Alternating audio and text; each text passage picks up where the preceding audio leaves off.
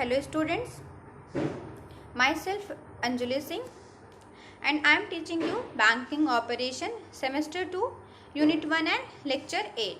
So today's topic is Banking Regulatory Environment है. ये हमारा न्यू टॉपिक है, ठीक है, जो कि हमारा क्या है, बैंकिंग रेगुलेटरी एनवायरनमेंट मीन्स कौन कौन से ऐसे एक्ट हैं या फिर कौन कौन से ऐसे ऑर्गेनाइजेशन हैं या कौन कौन से ऐसे ऐसे इंस्टीट्यूशंस हैं जो कि क्या करते हैं, आपके जो बैंकिंग सिस्टम है जो हमारे इंडिया में उसको क्या कर रहे हैं, रेगुलेट करने का काम करते हैं. ठीक है, मतलब किसके अंडर में जो है आपका जो बैंकिंग है वो बैंकिंग का फंक्शन है वो परफॉर्म होता है, इसके बारे में हम इस लेक्चर में डिस्कस करेंगे. So the Indian banking industry is regulated and managed by many regulatory authorities. तो जो हमारा इंडियन बैंकिंग सिस्टम है वो क्या है, वो बहुत सारे अथॉरिटीज़ के थ्रू क्या होता है, मैनेज्ड होता है और रेगुलेट होता है. For proper functioning and it's regulation it is being govern by many acts है. तो अगर इसका क्या है, इसकी प्रॉपर फंक्शनिंग के लिए और इसके रेगुलेशन के लिए ये गवर्न होता है किसके थ्रू, बहुत सारे एक्ट्स के थ्रू, सेक्शंस एंड ऑर्डिनेंस के through and which surround banking industry as its regulatory environment है. ठीक है, तो ये क्या है, जो इसके थ्रू क्या है, आपकी जो बैंकिंग इंडस्ट्री है वो सराउंड है किसके थ्रू, बहुत सारे रेगुलेटरी एनवायरनमेंट के थ्रू. तो among the many few are discussed below है, तो उसमें से कुछ क्या है नीचे डिस्कस किए गए हैं. फर्स्ट आपका कौन सा है, that is reserve bank of India act 1934 है. आपका जो पहला आपका क्या है, reserve bank of India act 1934 है, जो कि क्या है, आपके जो इंडिया का बैंकिंग सिस्टम है उसको रेगुलेट करता है. एंड नेक्स्ट वन देखें आपका तो क्या है, that is banking regulation act 1949. आपका जो नेक्स्ट है वो आपका क्या है, बैंकिंग रेगुलेशन एक्ट है 1949, जो कि इंडिया में बैंकिंग रेगुलेशन के लिए जो है काम करता है. And third one is SBI act है. फोर्थ है आपका foreign exchange management act, that is इसको हम लोग फेमा बोलते हैं, 1999. and the banking ombudsman scheme 2006 and consumer protection act 1986. and next है आपका deposit and insurance act, surfacy act and legal authority act है आपका, and DRT.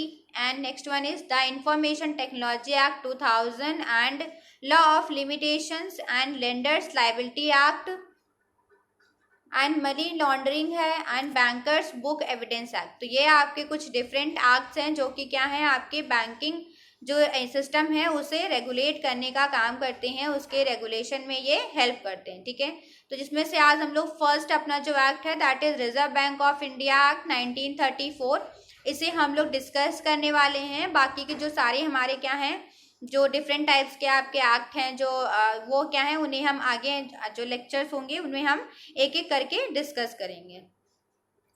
सो आज हम लोग डिस्कस करने जा रहे हैं अपना reserve bank of India act 1934. ठीक है, तो जिसका आपका आज सबसे पहले हम लोग क्या डिस्कस करेंगे, इस एक्ट का चैप्टर 1 है. ठीक है, 19 जो आपका reserve bank of India act है दैट इज 1934. इसमें आपका क्या है, ये एक्ट डिफरेंट टाइप्स के चैप्टर्स में डिवाइड किया गया है.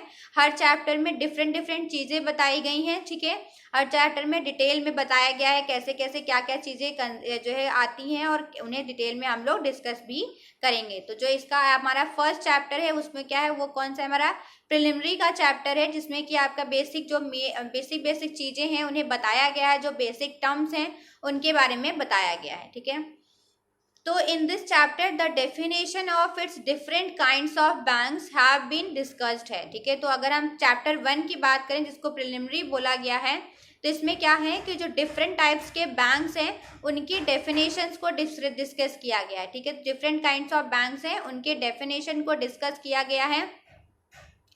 This would help in gaining insight into different function of banks है. ठीक है, ये क्या है, इसके थ्रू क्या है, ये आपको हेल्प करता है किससे में, कि आपके जो डिफरेंट टाइप्स के बैंक्स हैं उनके जो फंक्शंस हैं उनको आप अंडरस्टैंड कर पाते हैं कि क्या क्या उनके फंक्शंस होंगे. ठीक है,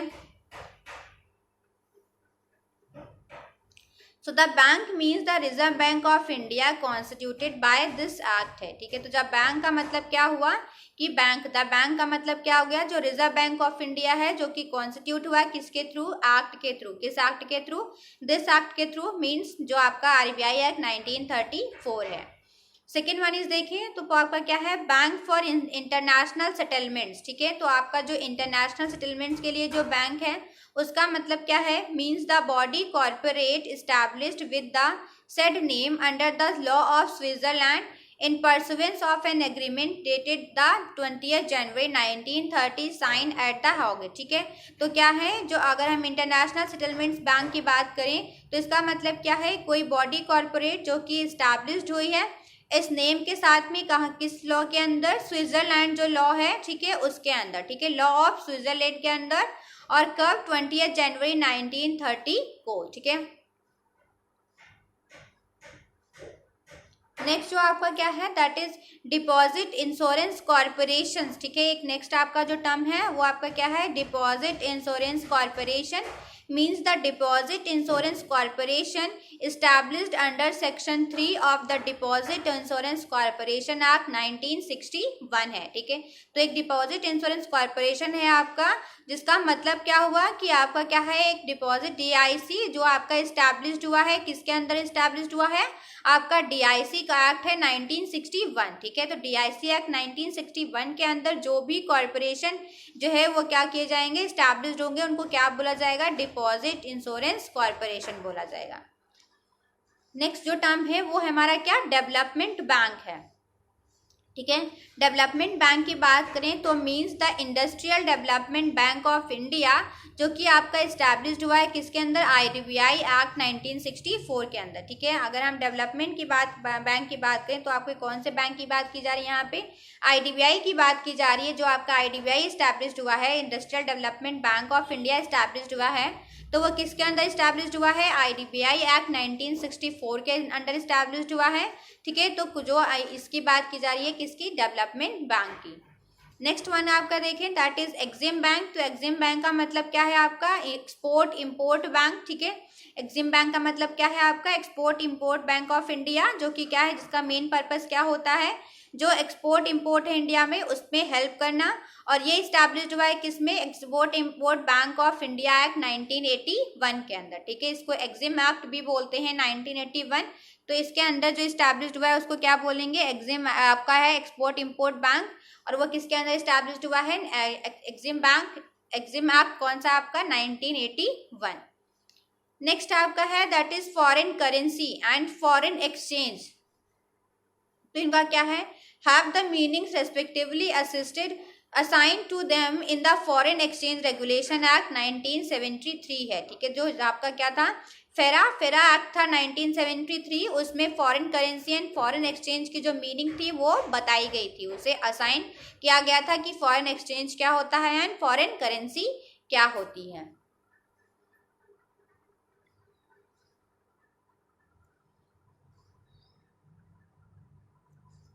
सो आपका जो नेक्स्ट है वो क्या है, इंडस्ट्रियल फाइनेंस कॉर्पोरेशन। जो नेक्स्ट टर्म है हमारा, that is industrial finance corporation means the industrial finance corporation of India, ठीक है। जो IFC है उसका मतलब क्या है कि IFC जो कि इस्टेब्लिश्ड हुआ है किसके अंडर, IFC एक्ट 1948 के अंदर, ठीक है। तो आपका जो IFC एक्ट 1948 के अंदर जो IFC इस्टेब्लिश्ड हुआ है उसकी बात यहाँ पे कर रहे हैं। नेक्स्ट आपका है international development association means the association refer to in the international development association, ठीक है। जो कि आपका क्या है, इंटरनेशनल डेवलपमेंट एसोसिएशन का एक्ट है 1960, इसके अंडर जो एसोसिएशन इस्टेब्लिश्ड हुआ है उसको क्या बोलते हैं, इंटरनेशनल डेवलपमेंट एसोसिएशन बोलते हैं। नेक्स्ट हमारा टर्म है that is international finance corporation. तो means the corporation refer to in the international finance corporation status immunities and privileges act 1958 है, ठीक है। तो जो इंटरनेशनल फाइनेंस कॉर्पोरेशन है वो क्या है, वो एक ऐसा कॉर्पोरेशन होगा जो कि इस्टेब्लिश्ड हुआ होगा किसमें, एक्ट 1958 के अंदर इस्टेब्लिश्ड हुआ होगा, ठीक है। नेक्स्ट हम देखें that is international monetary fund and जिसको हम लोग IMF भी बोलते हैं, ठीक है। IMF को डिफाइन किया गया है इस चैप्टर में कि IMF क्या है। तो international bank for reconstruction and development, जिसको हम लोग IBRD बोलते हैं, means respectively the international fund and the international bank refer to in the international monetary fund and bank act 1945 है। ठीक है, 1945 में ये जो दोनों आपके इंस्टीट्यूशंस थे वो इस्टेब्लिश्ड हुए थे। ठीक है, तो इन इंस्टीट्यूशन की जो मीनिंग है वो भी क्या है, इस चैप्टर में आपकी डिफाइन की गई है। ठीक है, नेक्स्ट आपका जो देखें दैट इज आपका क्या है, नेशनल बैंक है। तो means the national bank for agriculture and rural development, जो कि आपका दैट इज क्या है, आपका नाबार्ड। ठीक है, तो नाबार्ड को इसमें डिस्क्राइब किया गया है कि नाबार्ड क्या है, नाबार्ड की मीनिंग क्या है, वो भी इस चैप्टर में डिस्क्राइब की गई है, और वो किस एक्ट के अंदर बना इस्टेब्लिश्ड हुआ है वो भी इसमें बताया गया है। तो वो किसके अंदर इस्टेब्लिश्ड हुआ है, नाबार्ड एक्ट 1981।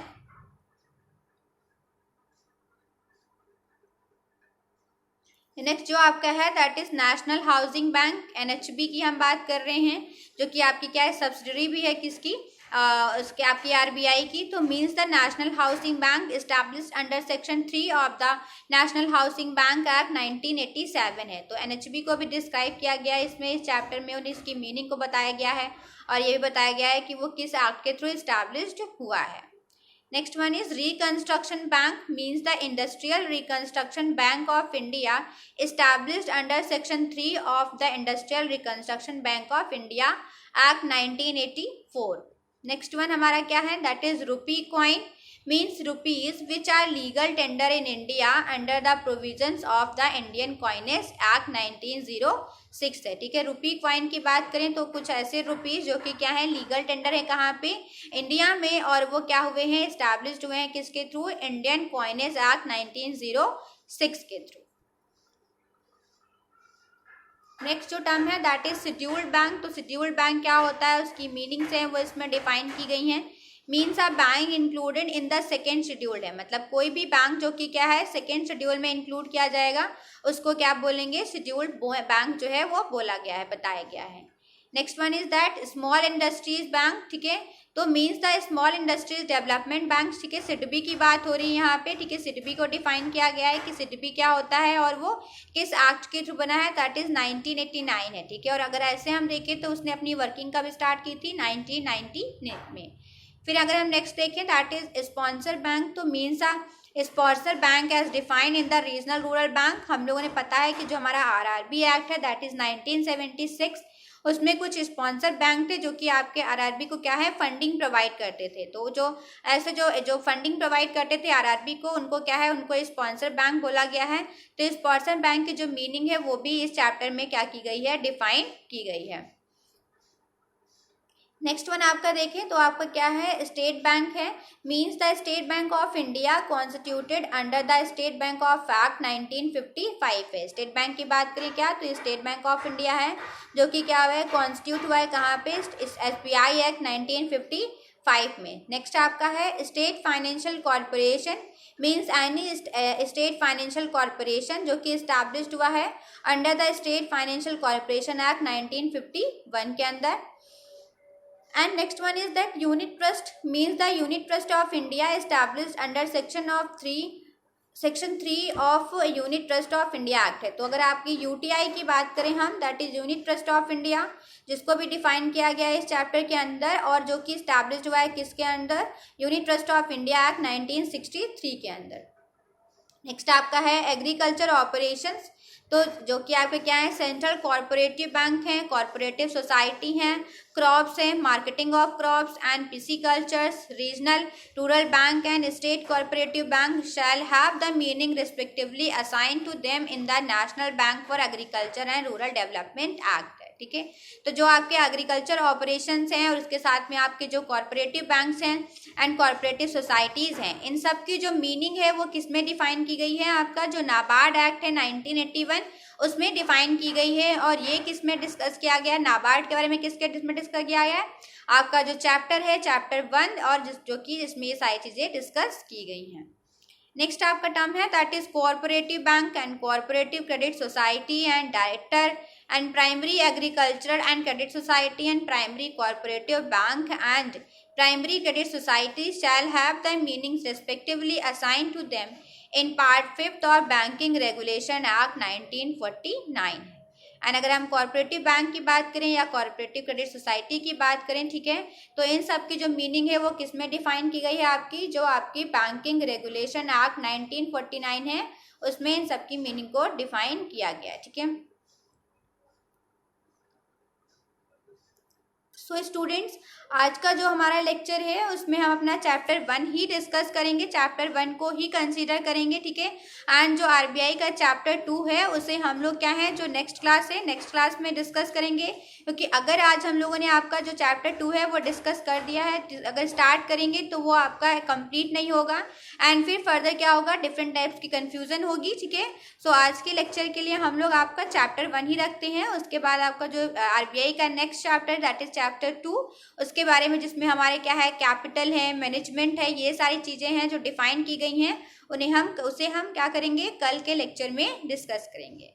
आई होप आप लोगों को सारे पॉइंट समझ आ गए होंगे, सारे जितने भी पॉइंट्स हैं आपको क्लियर हो गए होंगे एंड मुझे यही लगता है कि आप लोग जो है अपना अच्छे से लॉकडाउन एंजॉय कर रहे होंगे एंड लॉकडाउन को एंजॉय करते करते अपनी स्टडी भी कर रहे होंगे एंड बिना किसी भी तरह की टेंशन लिए आप अच्छे से स्टडी पे अपना फोकस कर रहे होंगे। ऐसे ही अपना फोकस मेंटेन रखिए एंड जल्द ही आपकी जो ये सिचुएशन है कोविड वाली वो भी क्या हो जाएगी, खत्म हो जाएगी। Thank you student.